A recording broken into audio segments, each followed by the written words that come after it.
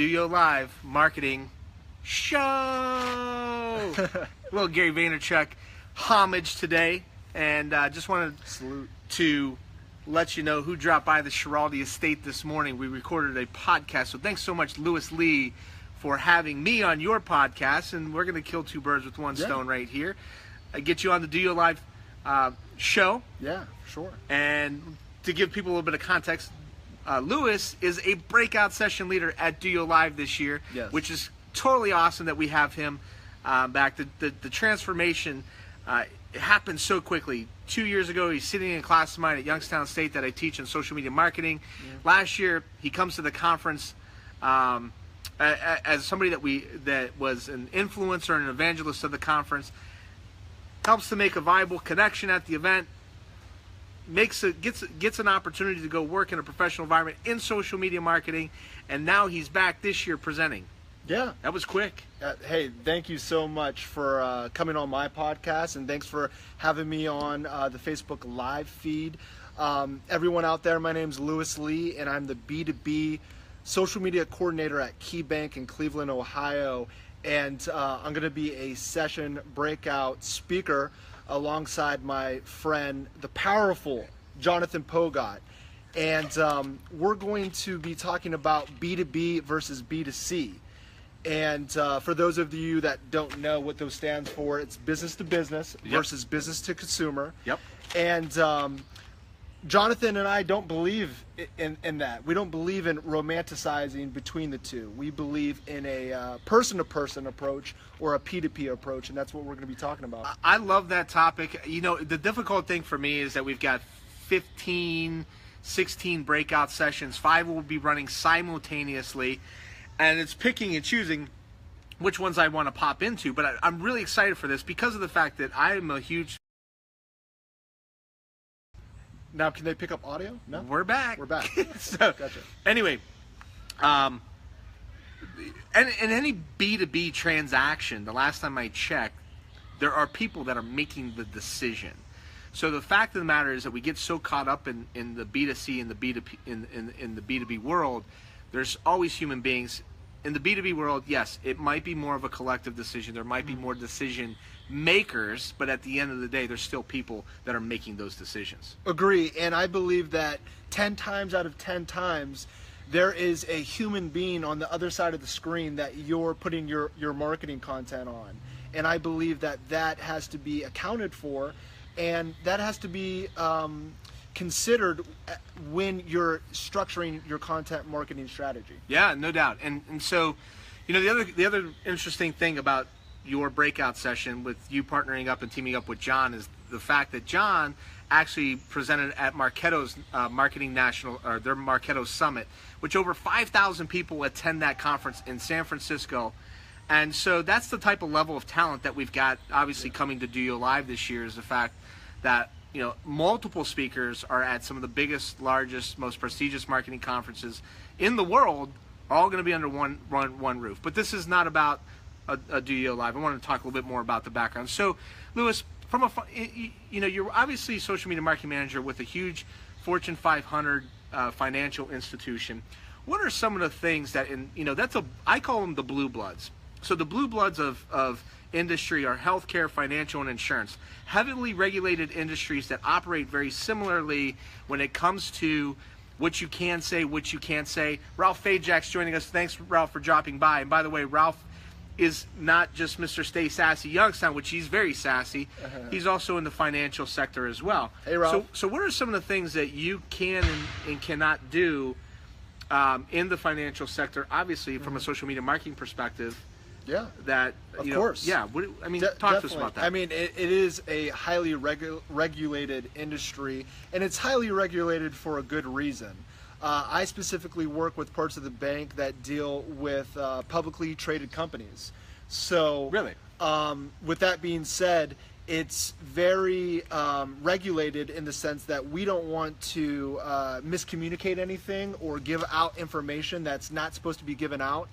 And because of that, there's always checks and balances in place that I have to work through, and that really keeps me on my toes, and it keeps me alert to what I'm putting out there. Okay.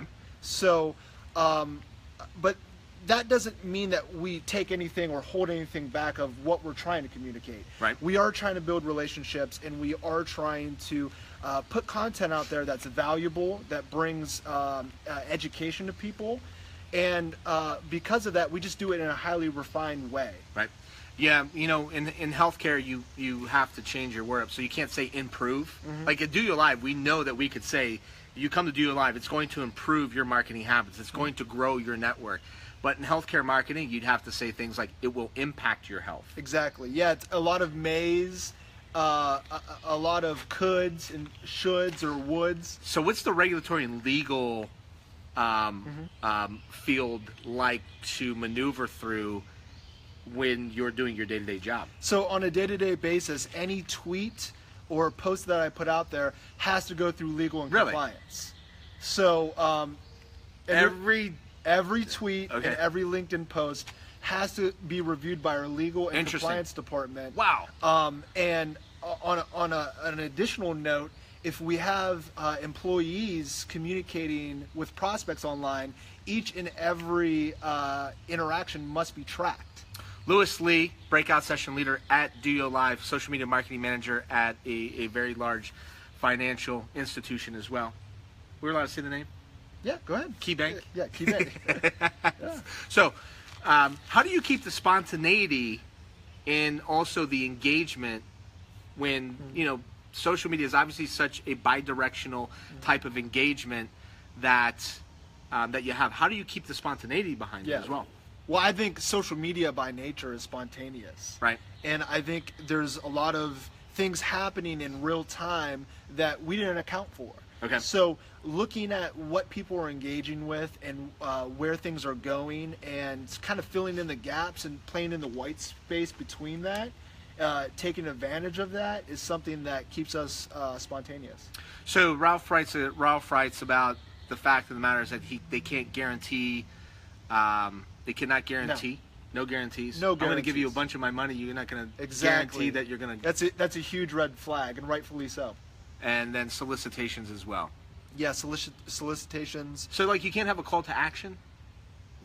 Well, so it depends on what the call to action is.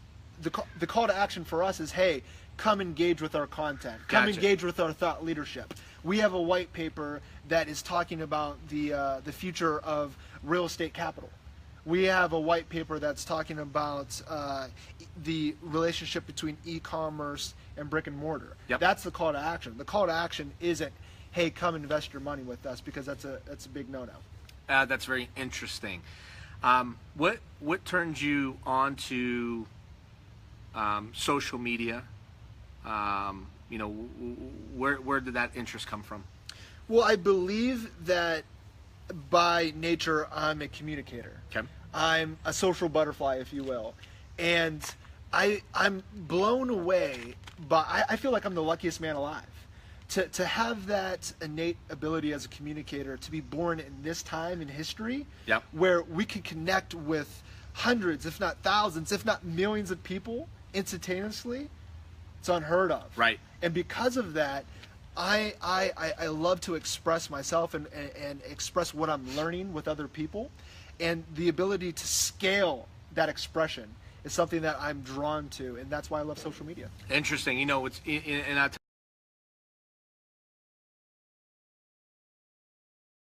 handle it. So we're back, live streaming. So listen, so yesterday's a prime example. So the people that joined our DOYO Live Marketing show yesterday, I said, look, if you join, I'll give you a shout out. Megan Augustine, who's a breakout session leader, joined. Gave her the shout out.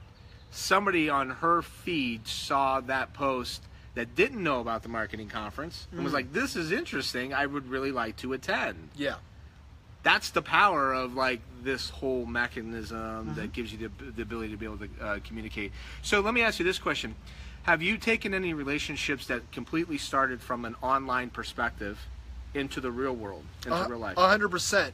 What's that like? And so I'll give you an example. Jeff Leo Hernan of Madison, Michigan and Market. I met him through Twitter, and I went back and forth with him for about 6 months. No way. And the first the first time I met him in person was at DOYO in August, and he looked at me and said, "Lewis," and gave me a hug. That was the first interaction that we had face to face. You know what? Just goes to Time out. I see Herman all the time. I don't know if I get a big bear hug from Herman. No, but I'm joking. Yeah. We did a webinar on content marketing videos back. Very well attended. Jeff's going to be a breakout session leader at DOYO Live and talking about Facebook advertising, videos, that sort of thing. And he's also presenting at Content Marketing World, which is another guy in the deep talent pool. Yeah. 4,000 people attend Content Marketing World. It costs $2,000. DOYO Live's like, a couple $100. So yeah. It's a good deal. So you had that relationship with him online, and then you met up, high-fived in person, and then obviously the rest is history. I mean, so what's that moment like for you when you cross the chasm from digital into in person? It's a beautiful moment. It's why I'm on social media in the first place. Okay. I'm on social media to build connection and build trust with each and every interaction. So when I see that manifest itself in the physical realm, that's what I do it for. Yeah. So what's your go-to? I fall in and out of love with different social media platforms all the time. I'm loyal to Joanna, my wife, but not any social media platform. So when it comes to social media, what's your go-to, at least right now? Right now, it's Instagram because it's visual, okay, but you still have that opportunity to engage in a very unique way. Do you just post pictures, or do you engage even beyond that? I would say that I do more engagement than I do posting pictures. And the way I do engagement is, so I have a podcast. And Megan, thanks for dropping by. Hey, Megan. I have a podcast, and we talk about business, arts, books, and I'll search hashtags around that topic. Okay. And I'll also look at other people that have similar podcasts to mine, and I won't necessarily engage with them, but I'll engage with the people that are engaging with them. So say, for instance, one of the podcasts that I listen to a lot is the Joe Rogan Experience. Yeah, Joe Rogan's amazing, by the way. And I try to mirror the informalness of my podcast to that. Okay. So what I'll do is I'll put up a podcast, or I'll put up a link in my bio to my podcast, and I'll go to Joe Rogan's profile on Instagram, and I'll see who's liking his stuff and who's commenting on his stuff, and I'll go and like and comment on their stuff, because they are a similar audience of the people that I want to attract. That's amazing. So the people that are out there today in the social media sphere, you have to understand, to make this work for you, you really have to be smart with the way that you approach it. It takes time. It's not easy to sit there and go through the likes and then go and invite likes and things like that. So now, have you done much of the prospecting, or what a lot of people like to call business development, through direct messaging people through Instagram? Yes, I have. And there was about 2 podcasts back, I had a guest that we set up the podcast interview. He's out of Cleveland, through Instagram. I've never met this person before. Gotcha. Okay, so you use that to land somebody for your podcast. I landed him as a guest on my podcast. I drove up to Cleveland. First time that I physically met him, we felt like we knew each other because of that previous engagement. And we had a podcast in his apartment for an hour and 50 minutes. Nice. And the source of that came from Instagram and Instagram messaging. Tell people the name of your podcast, by the way.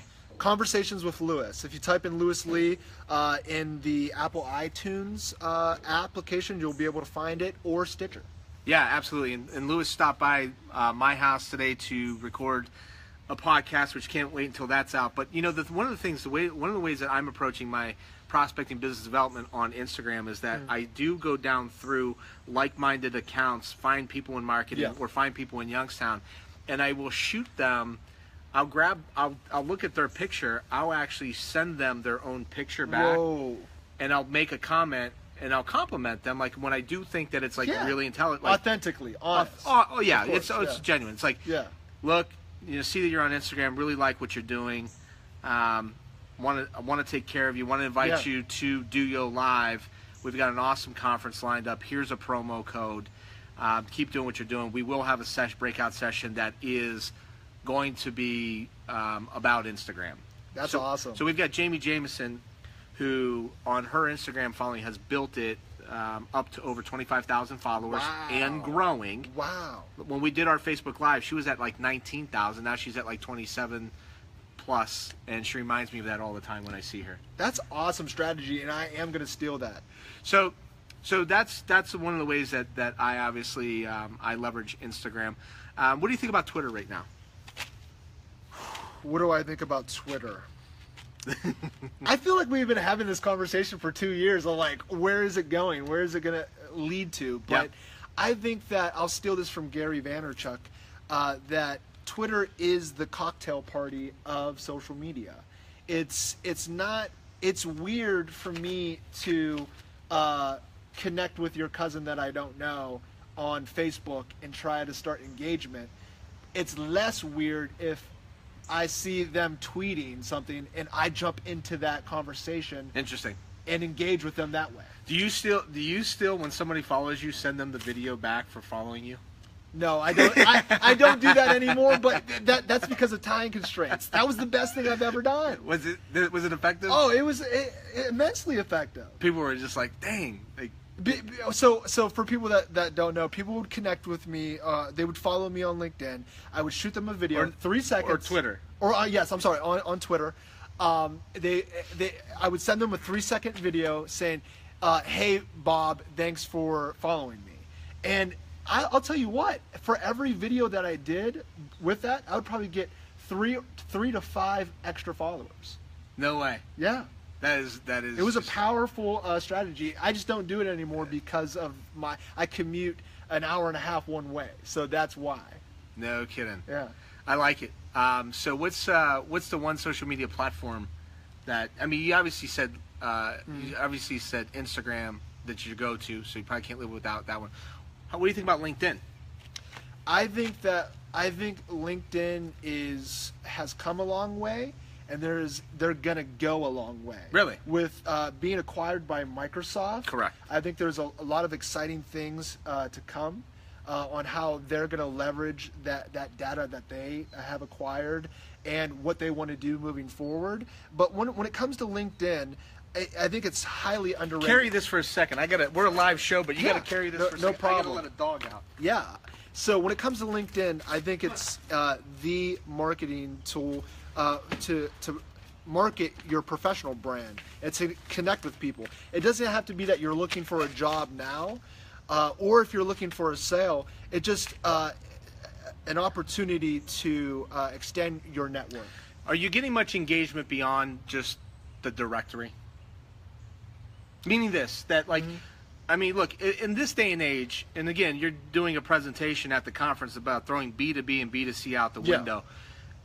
It used to be, well, on B2B, so you go to you got to be on LinkedIn. Yeah. But outside of it being the world's biggest Rolodex, like you want to know who the vice president of marketing is at Youngstown State University, Yes. go to LinkedIn, type in marketing, you'll find out all the people that are marketing in Youngstown, Ohio, and you'll find that person or at that company. Outside of that directory, are you seeing much engagement from publishing posts or publishing on the platform? Not from a personal perspective. I'm not seeing too much engagement per post. On from a brand perspective, where it's more so of a pay-to-play arena, I do see engagement there. I do see opportunities to get in front of decision makers. Okay. But I will say this, from a personal perspective, if you're a marketer or a small business owner, I would define engagement on LinkedIn off of the follow-up. So you're going to go to DOYO Live at August 3rd, and you're going to get a bunch of business cards. What do you do with those business cards? What I do is, within 24 hours, I take that name on the card and I plug it into LinkedIn. Sweet. And if they connect with me, that's the follow-up. That's how I engagement. What's the one business card you will not be getting? Dennis Schiraldi.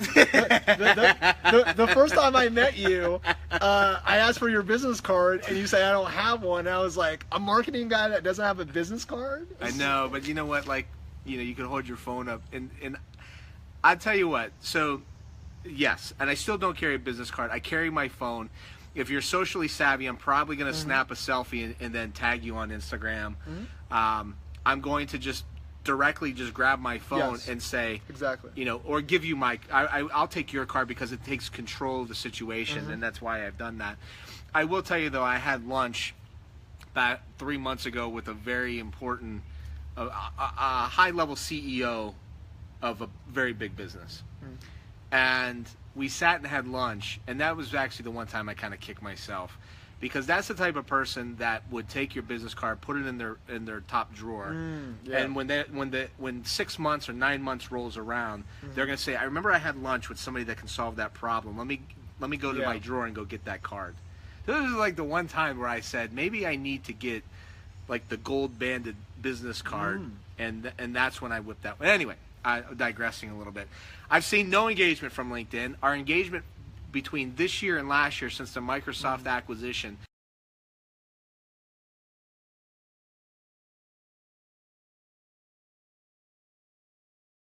That Malone story. we're back, We're live. and Hooper's back. My brother-in-law John Ardro dropping by this morning. Thanks, Johnny, for dropping in. So we're just talking a little bit about LinkedIn,